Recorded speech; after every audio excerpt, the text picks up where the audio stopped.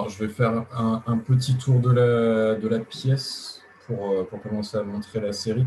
Au niveau de l'espace, cette salle est coupée en 3 espaces différents, donc on va pouvoir peut-être prendre un petit peu le temps de les observer.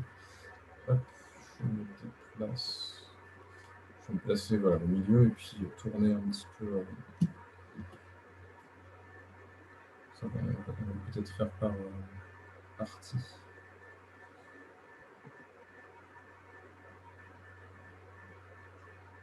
Est-ce que ça va? Le mouvement est toujours fluide, à peu près? Moi, ça va. Alors ça, voilà, c'est bien, on va dire, le premier micro-espace. Moi, c'était... Alors, pareil, j'ai vraiment... pour les avoir voilà, filmés, je les ai un petit peu examinés en détail. Et moi, enfin, voilà, je m'arrête un petit peu sur celle-ci. Mais celle-ci m'avait vraiment impressionné. Parce que finalement, il y a un petit peu ce qu'on observait dans la salle d'avant sur cette silhouette et ce mouvement, mais là, je le trouve encore plus accentué parce qu'on a... alors, je ne sais pas si c'est vous. Et c'est moi. Oui. Voilà. C'était la grande question. Mais voilà, on vous voit, on voit en tout cas voilà, cette personne fixe et ce mouvement complet et qui, en même temps, est presque, enfin, j'ai envie de dire parfaitement symétrique en fait. Et d'avoir cette bulle totalement fixe, enfin, moi je trouve ça extrêmement impressionnant. Donc, je ne sais pas si vous avez un petit peu plus de détails à nous dire. Et celle-là, quand je l'ai faite, je l'ai préméditée. Je me suis dit, bon, j'étais dans mon environnement, j'avais l'appareil photo qui était prêt, et c'était est-ce que ça va marcher? Est-ce que ça va marcher ou pas? Parce que donc le RER démarre, hop, je sors l'appareil, je fais plusieurs photos, et c'était est-ce que j'allais apparaître sur le modèle? Est-ce que le jeu de film noir allait fonctionner? Et quand j'ai vu qu'il avait fonctionné, j'étais super content parce que c'était vraiment pas évident de l'avoir. Et là aussi, pour l'avoir celui-là, c'était vraiment prendre le temps de regarder. Parce que c'était vraiment très, très éphémère. Et c'était, voilà, prendre le temps aussi de se poser, de regarder mon environnement, de me dire, bah, là, ça peut marcher. Il n'y a plus qu'à essayer, mais ça peut prendre du temps, mais ça peut fonctionner. Donc, non, c'était super. Oui, enfin, ce que je trouve intéressant en plus dans votre démarche, c'est que finalement, il y a un côté très, comment dire, exploratoire.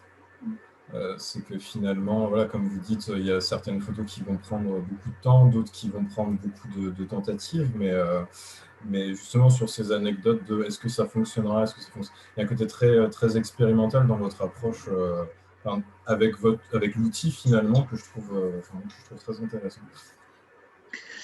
Je lis un commentaire qui est dans le chat. Alors, je pense que c'était peut-être pour la galerie d'avant. C'est le temps d'un arrêt. C'est aussi une fabrication d'espaces nouveaux par association d'espaces singuliers. Ce qui me marque, c'est qu'on sait que le déplacement sera linéaire. Nous, on a l'impression d'une rotation.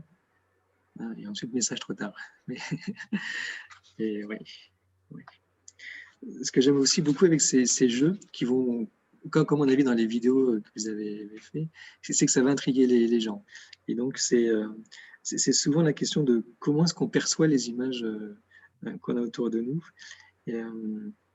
Et j'aime beaucoup avec mes photographies, les gens pensent souvent que ce sont des collages ou des montages. Et j'aime en exposition rien dire, les laisser découvrir et ensuite leur dire bah non, c'est vrai, c'est des vraies images. Et c'est vraiment la question de nos représentations mentales de ce qu'on a l'habitude de regarder et comment est-ce qu'on fixe aussi les limites de ce qu'on a l'habitude de regarder ou pas. Parce que notre perception est vraiment façonnée par notre éducation, par nos habitudes, par notre manière de regarder. Et je trouve rigolo de justement essayer de regarder différemment quelque chose pour questionner le spectateur. C'est quelque chose qui est relativement flagrant justement dans cette série. Je vais avancer dans la seconde partie pour voir un petit peu la suite des photos. Il me semble qu'on est sur celle-ci.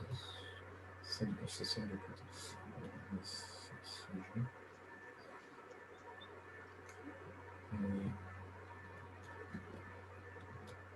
Bon, je vais faire un tour, mais je vais revenir sur celle-ci parce que celle-ci est vraiment. Voilà, celle-ci. Alors, petite anecdote pour ce qui est du montage vidéo, c'est que la plupart du temps, les enregistrements qu'on a fait à partir de cette série-là, en tout cas, duraient en moyenne 1 heure, donc, en sachant que voilà, il y a beaucoup de comment dire, il y a beaucoup d'hésitation, il y a beaucoup de petites discussions qui n'ont rien à voir quand on passe d'une photo à une autre, et finalement, il a fallu beaucoup couper. Enfin, il y a eu un montage audio en plus d'un montage vidéo pour que le contenu puisse rester digeste, on va dire. Et la photo sur laquelle on va revenir juste après, je peux vous dire c'était l'une des parties les plus longues. Du coup, c'est celle qui a